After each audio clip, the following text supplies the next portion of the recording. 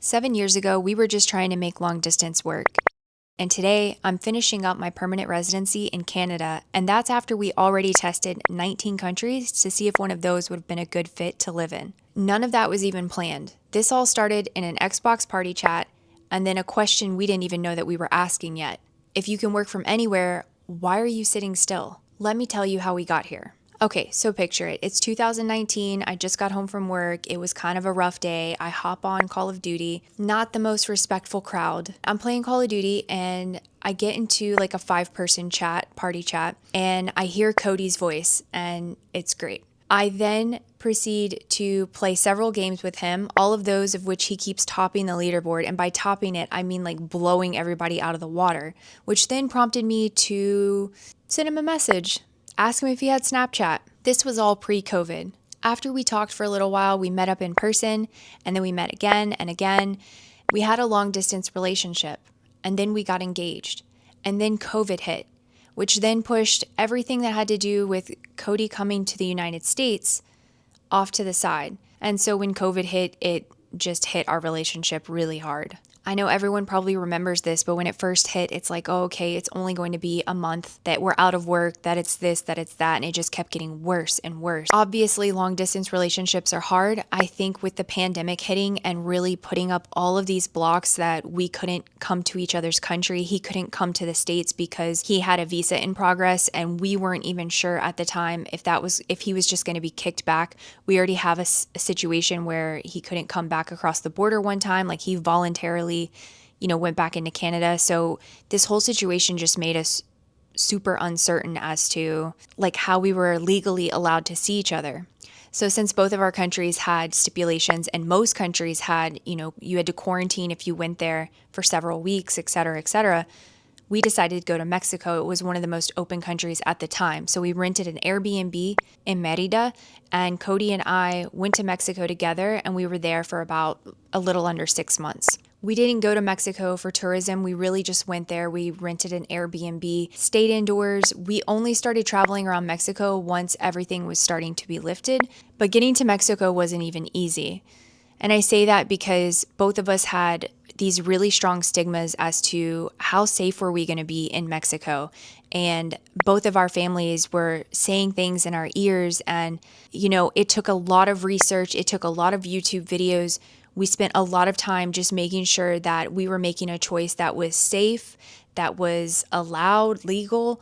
And, we spent a lot of time before we made that jump to just go to Mexico. Honestly, the best thing we could have done. I don't think our relationship would have lasted much longer living online and through WhatsApp and video chats and texts. I know people can maintain this for years, but for us, it was difficult. It was just getting to a point where we didn't feel like us anymore, and Mexico was the best thing that could have happened to us. I am glad that we finally felt steady enough to book our time in Mexico. It changed my perspective on so many things. It opened our eyes to a way of living that we didn't know existed. We went to the dentist, which was incredible and doesn't seem like a big deal, but it's so expensive in both the United States and Canada, and it was more affordable. We were both making US dollars, so our money was going further in Mexico, which was extremely helpful. The locals there are so incredibly kind and understanding, and they appreciate when you're trying to communicate in Spanish. You could just feel the community and the care in the places that we stayed in Mexico. Mexico gave us the ability that we could stay together, that we could continue our relationship, and I will forever be grateful to that. And towards the end of our stay in Mexico, we got a notification that he needs to go do his health exam in Canada. So that's kind of where Mexico ended for us, and then our start began in Raleigh, North Carolina. Cody went back to Canada for about 4 to 6 weeks, and then I headed to North Carolina to set up our apartment. Not long after living in our Raleigh apartment did we consider the fact that we could work from anywhere in the world, so why don't we just try to figure out how to do that? Of course, TikTok, another idea popped up on the D7 visa in Portugal, and we were super into it because it required you to have a lower threshold of income coming in, and you could be an independent contractor. We both work on Upwork. We were like, okay, yeah, we can totally do this. And so we start the process, and we get pretty deep into that process. We've got our NIF, which is basically like I think it's like the social security number of that country. It is a number you have to get for the visa. We open a bank account remotely. So now we've got a Portuguese bank account, and we put a deposit down on a place. We also did our background checks. We did the apostille process. It was also really hard to do Cody's background check because we were having to do everything remotely that way too. I mean, we were dumping money into this process. We were dumping time. Like we were like this close to finishing it on the US side before you get to Portugal. And we ended up stopping because at the time it was so incredibly hard to find an apartment in our budget. And then when we would, they would want 6 months down.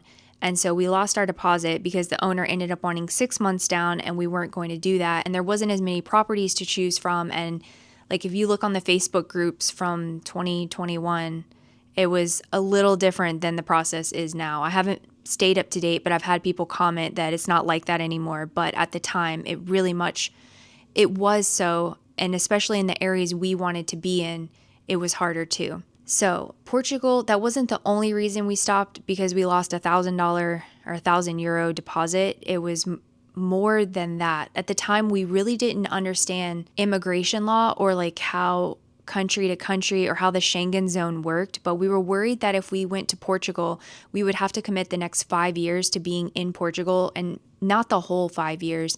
But if we wanted to get the path to citizenship, we had to do so much time there. And I just don't think it felt like we were being confined way too much. So after Portugal went off the table, we took a couple months off just trying to figure out, what do we want to do next? We really do want to travel, but we didn't know how to do it, if we could afford to do it, what if we lose our contract, et cetera, et cetera. And that's how we hopped on to house sitting. I didn't know how big house sitting could be, but it really can just be your lifestyle. Like right now, Cody and I are just house sitting across Vancouver Island. It is definitely a way to afford to travel a little bit easier, and especially if you are able to earn an income remotely. So as soon as we figured out house sitting, we decided, okay, this feels much safer if we leave the country, do a house sit, and then something happens to our income stream. So we did it.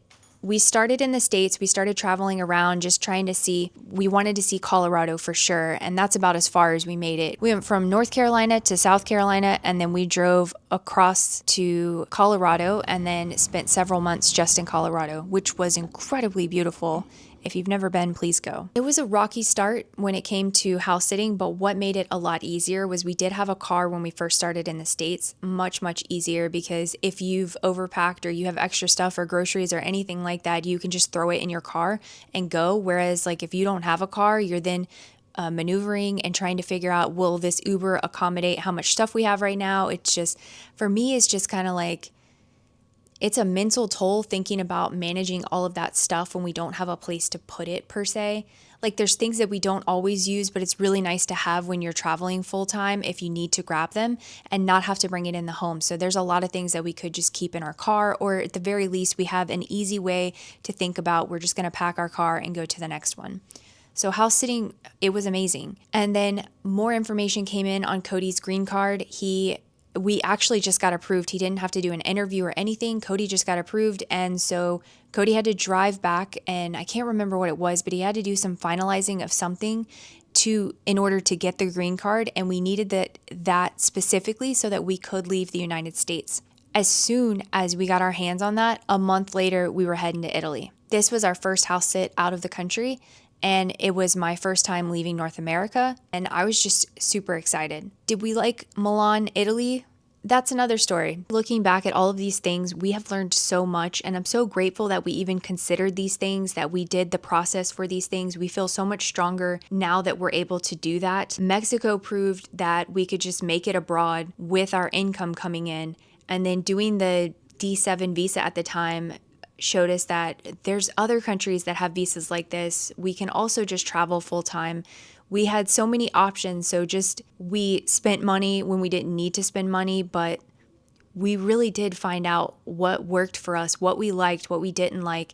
And it wouldn't be possible if we didn't keep trying. We originally thought that, we wanted to have a place and we wanted to sit still and grow a life, but Crazy to think that there's an entire world out there. We're able to work online, so why would we sit still? And that question wouldn't go away. And, it's still kind of there today. It's a little different, but if it wouldn't have been for all of the traveling we've done and visiting countries and trying out visas and having a long distance relationship in 2 different countries, if we're not tied to one place, then what are we optimizing for?